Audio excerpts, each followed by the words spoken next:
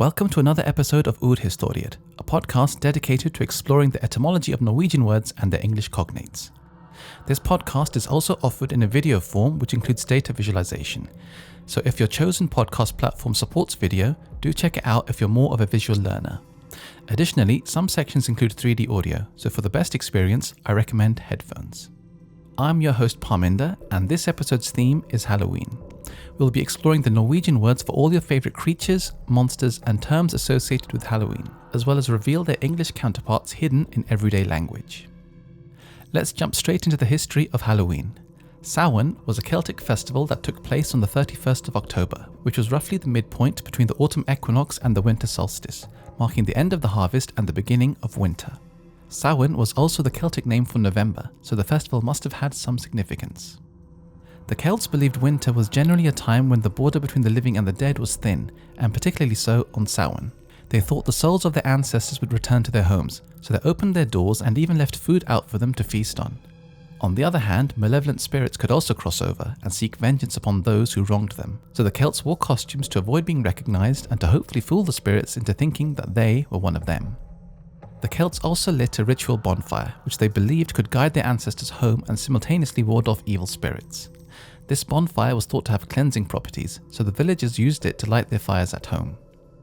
When Christianity arrived, the pagan holiday was adapted, and November the 1st became All Saints' Day. Later, October the 31st became All Hallows' Eve, which was eventually shortened to Halloween. When the Irish immigrated to the USA, they took Halloween with them, establishing a tradition that would later become a global phenomenon. Today, Halloween is big business. In 2023, Brits spent just over £1 billion, and in 2025, Americans are projected to spend a gobsmacking $13.1 billion. In Norway, the tradition is becoming somewhat popular. There's even been a child-friendly rebranding called Halloven, which translates to Hello Friend. What are the hallmarks of Halloween today? Trick or treat is knask eller knep, literally treat or trick. A word of caution though. If you have a Danish neighbour, you might want to be careful with the word knep, because it's the imperative form of a word with a somewhat vulgar meaning. The carved pumpkin is the most iconic decoration associated with Halloween. The story that inspired the tradition has several variations across Europe. In the Celtic version, an individual named Jack makes a pact with the devil and then somehow deceives him, culminating in Jack being doomed to roam the earth with only a turnip filled with burning coal to light the way, thus the term jack-o'-lantern. When Irish immigrants arrived in the USA, the turnip was replaced with the native pumpkin. The Norwegian word for a pumpkin is et gresskar, literally grass melon, the latter part deriving from the Latin word cucurbita. In recent years, Halloween fans have begun taking part in Spooktober, a horror movie marathon throughout the month of October. In Norwegian, a horror movie is called en skrekkfilm. Skrekk comes from German and translates to fright. Alright, let's talk about some monsters. A creature is en skapning, which is cognate with the Old English word skjepan. If you look carefully, creature contains a variant of create, and skapning contains a variant of skap, which etymologically speaking is the Norwegian cognate of shape. This is a good example of a sound correspondence between Norwegian and English. Words that contain a sk in Norwegian often correspond with an sh in English. For example, a fish in English is en fisk in Norwegian. Fish, fisk. The English language is engelsk. English, engelsk. Curiously, sometimes the Norwegian cognate sounds almost identical to the English version, even though the spelling is different. Ship, as in a large boat, is spelled ship, whereas in Norwegian it's spelled skip and pronounced sheep. The Vikings had a significant impact on the English language, which led to English having both the Old English and Old Norse versions of a word, which in linguistics is called a lexical doublet. For example, shatter comes from Old English, and scatter comes from Old Norse, and the words shirt, skirt, and shorts all originally meant a short garment. If there's one entity associated with Halloween, it's the witch, or en hex. Witch comes from Old English witche, meaning female witch, while hex comes from German and is cognate with the English word hag. The most Norwegian of all supernatural entities is the troll, which today is largely based on the jotun, or giant. However, the word itself originally had a different meaning. In Proto-Germanic, trudla was a generic term for a supernatural entity, and this is reflected in several compound words.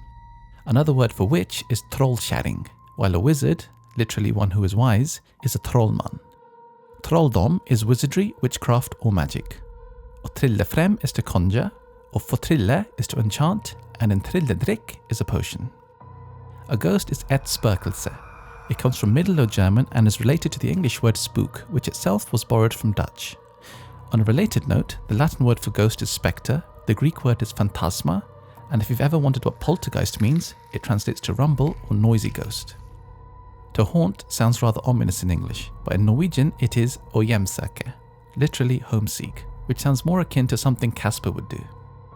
A nightmare is et mareritt, literally mare ride. If you've ever had sleep paralysis, when your mind wakes up but your body is still paralyzed, you might have felt a presence on your chest or even seen a shadowy figure in your room. This is potentially the basis for the European legend of the mare, an evil spirit that rides on your chest and induces nightmares. A werewolf is called en varulv. The were in werewolf was originally wer in Old English, a generic word for a man. The opposite word was weef, the ancestor of wife. An interesting note is that in Old English, man was a generic word for a person regardless of gender, which is still the case in Norwegian. Today we use husband, which comes from Old Norse husbondi, literally house dweller. There are relatives of that second part, bondi, in both English and Norwegian. Å bo means to reside, and neighbor literally translates to near dweller. A vampire is en vampyr. They are known for their extravagant fangs, which in Norwegian are called hoggtenner, literally chop teeth. The English word fang has a cognate in Norwegian. Å fange means to catch or capture. On a lighter note, the somewhat notorious bat has a rather delightful name in Norwegian by a German, en flaggermus, which means flutter or flappy mouse. The devil is referred to as fanden, which was borrowed from Frisian, where it originally meant the tempter.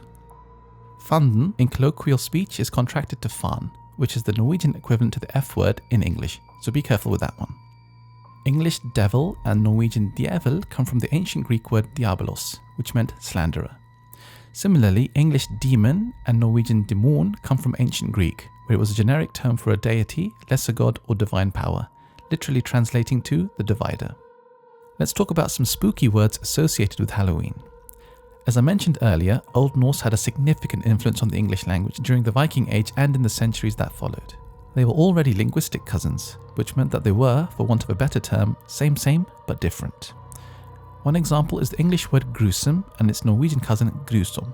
In Norwegian it means cruel and could be used to describe, for example, a harsh winter. In English it's used to describe something that is particularly shocking, for example a violent murder. The sum in gruesome is cognate with Norwegian som, which means as or like. Both words come from Proto-Germanic samas, which meant same or alike. Sometimes the Old Norse word was already similar to the English word. One example is the Norwegian word mørk, which means the dark. Its Old Norse ancestor, myrkir, influenced its Old English cousin, myrke. In English, we use the word murky to describe a situation or water that is difficult to see through. Other times, the Old Norse word competed with the Old English word, for example the word raise in hair raising, which is hårreisende in Norwegian. The English word raise comes from Old Norse reisa, which competed with the native word rear. In English we raise children but rear animals. In Norwegian, reise has two meanings. The first is the same as English, and the second, via Middle Low German, means to travel, but originally meant to get up to go to war. Another example is in goosebumps, which in Norwegian is gåsehud, literally goose skin. In English, hide denotes animal skin, and skin denotes human skin. In Norwegian, it's the other way around. Hud denotes human skin, and kinn denotes animal skin. I should also add that the English word skin itself comes from Old Norse. Norwegian grotesque and English grotesque translate to cavish. The first part comes from the same root as grotto. The esque suffix took an unusual route, from a Germanic language to Latin to French, then back to Germanic. The esque suffix is cognate with the English ish suffix and Norwegian isk, for example English or engelsk. Scary is skummel, which comes from the Old Norse word skumi. The English word scary itself comes from Old Norse skera, which meant amongst other things to frighten. If you experience something supernatural, you might feel shivers down your spine. In Norwegian, the sensation is called frysninger, literally freezings or chills. Supernatural is overnaturlig, which is borrowed from German. The super in supernatural comes from a Proto-Indo-European word that meant above or over. It has easily identifiable descendants in several languages: Latin super, Greek hyper, German über, and English and Norwegian over. Hindi and Punjabi retain their closest sound to the original form, upper, and this is what the first syllable in my name, Parminder, means. Å frykte is to fear something or someone. The KT in frykte indicates a German origin, and it is indeed cognate with the English word fright. Similarly, frakt is the Norwegian word for delivery, but the English cognate is freight. Fear is related to the Norwegian word fare and Latin-derived peril, which both mean danger. Å skrike is to scream, which is related to shriek and screech. These words are thought to be onomatopoeic, which means the word imitates the sound it describes. For example, bang. Lastly, å skremme is to scare, from which we can derive skremmende, which means frightening. Let's talk about the dead. A corpse is called et lik, which is related to the word like. You could, for example, say that a dead body is like a real body. The Norwegian word is almost identical to the Old English word for a corpse, lik. A coffin is called en gravkiste, literally a grave chest. Both coffin and kiste come from ancient Greek. Kiste originally meant chest or box, while coffin originally meant basket. The latter also passed through German into Norwegian as en kuffert, meaning a suitcase. If you want to be buried in a grave, or en grav, there are three options. In English, a graveyard is situated near a church, while a cemetery is usually by itself. This distinction also exists in Norwegian. En kirkegård, literally a churchyard, is next to a church, while en gravlund, literally grave grove, is by itself. Your final option is a crypt, or en krypt, which is an underground burial vault. Both words come from ancient Greek, where it meant hidden or secret, which is preserved in the prefix crypto. For example, a cryptid is a creature from folklore that has been described but not observed, and if someone is being cryptic, they're being secretive. And that brings us to the end of the episode. What did you think about the episode? Are there any topics you want me to cover? Let me know in the comments. This podcast was written, recorded, filmed and edited by me, with input and suggestions from the volunteers at Strømsø Frivillig Sentral and Drammen Røde Kors. I also want to acknowledge my extremely patient wife, who helps me with fact-checking and pronunciation. You can find me on social media under Parminder Gill Visuals or Parminder Gill Music.